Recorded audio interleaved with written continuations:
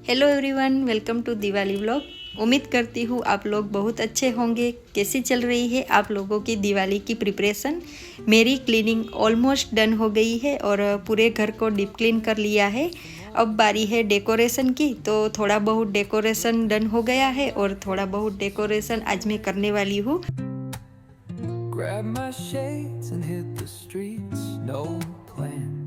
Chasing vibes like seashells in the sand. Radio hums a tune I can't name.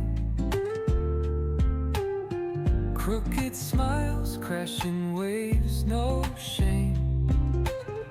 Flip my और आज गई थी market, decorations का सामान लेना था, तो साथ में सब्जी भी ले आई। दिवाली का त्यौहार है तो घर को भी अच्छी तरह से सजाना है। तो घर में कई सारे काम होते हैं, घर को डेकोरेशन करना होता है, स्वीट नमकीन वगैरह बनाना होता है और साथ ही में कोई गेस्ट वगैरह आ जाते हैं तो वो भी संभालना होता है। तो इसी वजह से बाज़ार नहीं जा पाऊँगी, तो आज ही ढेर सारी सब्जी खरीद ले आई हूँ। पहले तो सारी सब्जी को अच्छे से साफ़ करके जो डब्बे होते हैं उसमें स्टोर कर लूँगी, तो एकदम अच्छे से 3-4 दिन चलेगी, एकदम फ्रेश रहेगी। तो हर बार मैं इसी तरह से 3-4 दिन की सब्जी लाती हूँ ना, तो इसी तरह से स्टोर करती हूँ। वैसे भी सब्जी वगैरह घर में होते हैं तो मेल प्लानिंग करने में भी एकदम इजी हो जाता है कि डिनर में क्या बनेगा, लंच में क्या बनेगा। ज़्यादा सोचना नहीं पड़ता है, वरना कुकिंग करने में जितना टाइम लगता है उससे भी ज़्यादा टाइम प्लानिंग करने में लगता है कि आज कौन सी डिश बनाऊँ, सबको क्या पसंद आएगा, क्या खाना है क्या नहीं। तो इस तरह से ज़्यादा सब्जी लाने से थोड़ा इजी रहता है डिश बनाना भी, और हम प्लानिंग भी कर सकते हैं कि कल हमें क्या खाना बनाना है, डिनर में क्या खाना बनाना है। तो इसी तरह से जब भी मैं मार्केट जाती हूँ तो थोड़ी सब्जी वगैरह है वो ज़्यादा ही लेकर आती हूँ। जस्ट विंटर भी स्टार्ट हो गया है तो सब्जियां जो है वो बहुत अच्छी आती है, एकदम फ्रेश। ये हरी वाली प्याज है वो भी अब आना स्टार्ट हो गया है। हरी वाली प्याज का जो सलाद बनता है ना, वो मुझे बहुत पसंद है और बेटे को तो मज़ा ही आ जाता है। बोलता है चलो अब मसाला पापड़ बनाओ। वो जो रेस्टोरेंट में आता है ना, वैसा ही मसाला पापड़ घर पे बनवाता है। और जो ये हरी प्याज डालकर मसाला पापड़ बनाते हैं ना, वो टेस्ट सूखी प्याज डालकर नहीं आता है। तो चलो देखते हैं हरी प्याज को देखकर बेटे का क्या रिएक्शन होता है और क्या फरमाइश होती है।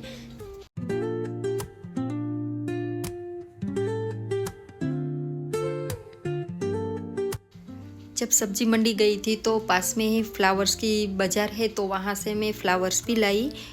थोड़ा बहुत डेकोरेशन में काम आएगा, दिवाली है तो थोड़ी बहुत तो डेकोरेशन करेंगे ही।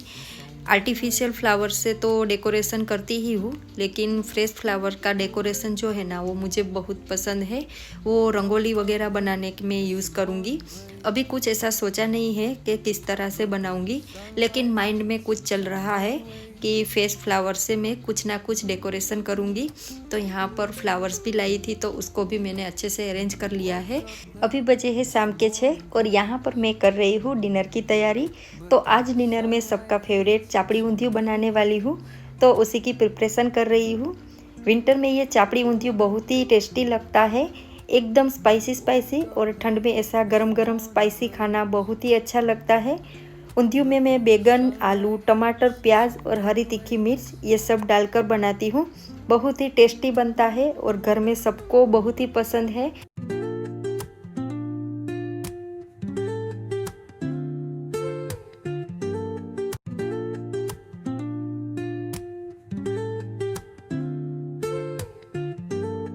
ऊंधियू बनाना एकदम आसान है।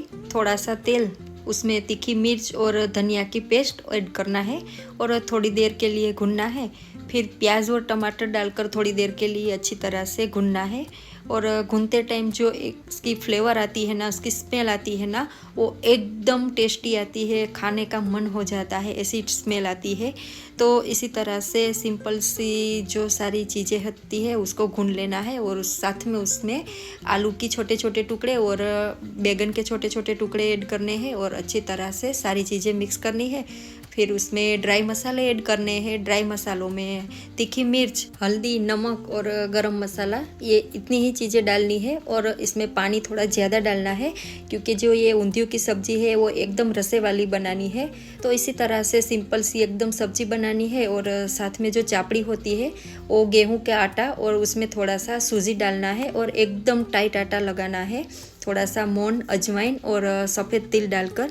तो इसी तरह से एकदम टाइट आटा लगा के छोटी छोटी पूरियों की तरह हाथों से बनाना है। फिर जो हमने वो चापड़ी बनाई होती है ना, उसको गैस की एकदम लो फ्लेम पर रखना है और गोल्डन ब्राउन होने तक फ्राई करना है। तो इसी तरह से हमारा चापड़ी ऊंधियू बनकर तैयार हो जाता है। तो देख सकते हैं कि किस तरह से मैंने चापड़ी को बनाया है, एकदम हाथों से बेलते हुए बनाना है। तो इसी तरह से सारी चापड़ी बना ली है और इसको मैं एकदम गैस की लो फ्लेम पर फ्राई कर लूँगी। तो ये जो चापड़ी है वो एकदम क्रिस्पी और क्रंची बनेगी। इसको आप चाय के साथ भी खा सकते हैं, बहुत ही टेस्टी लगती है। और यहाँ पर जो चापड़ी है वो बनकर तैयार हो गई है। एक प्लेट में चापड़ी के छोटे छोटे टुकड़े करने हैं और उस पर जो हमने रसे वाला ऊंधियू बनाया है उसको डालना है और थोड़ी सी प्याज काट कर डालनी है। तो इसी तरह से एकदम हमारा स्पाइसी और यम्मी यम्मी डिनर बनकर तैयार हो गया है। और मैं आ गई यहाँ पर एंटेरस को डेकोर करने के लिए। सिर्फ एंटेरस ही बाकी था, बाकी सब हमारा डेकोरेशन कंप्लीट हो गया है। और थोड़ी देर के लिए रेस्ट किया और मेरा फेवरेट शो का टाइम हो गया था। Grab my shades and hit the streets, no plan. Chasing vibes like seashells in the sand. Show पूरा होने के बाद मैं आ गई रंगोली बनाने के लिए। एकदम सिंपल सी रंगोली बना रही हूँ। मुझे सबसे ज़्यादा दिवाली का त्यौहार पसंद है। रंगोली बनाना, घर को डेकोरेशन करना, हर तरफ पटाखे, दिए सब देख के अंदर पॉजिटिव एनर्जी आ जाती है। कितनी खूबसूरती से बिता दिए हुए पूरे साल को बाय बाय करते हैं और इतनी ही उत्साह से आने वाले साल का वेलकम भी करते हैं। एकदम सिंपल सी रंगोली बन गई है और जो गमले थे उसके आसपास ही मैंने रंगोली बनाई है। सिंपल सी बेल बनाई है और थोड़े से फूल बनाए हैं। इस तरह से रंगोली बनाई है और इस पर मैंने छोटे छोटे दिए लगाए हैं। बहुत ही सुंदर लग रही थी, वीडियो में भी इतनी सुंदर लग रही है, नेचुरल में तो इससे भी ज़्यादा सुंदर लग रही थी। आप सभी को दिवाली की ढेर सारी बधाइयाँ। खुश रहिए, मस्त रहिए और दिवाली को एंजॉय करिए।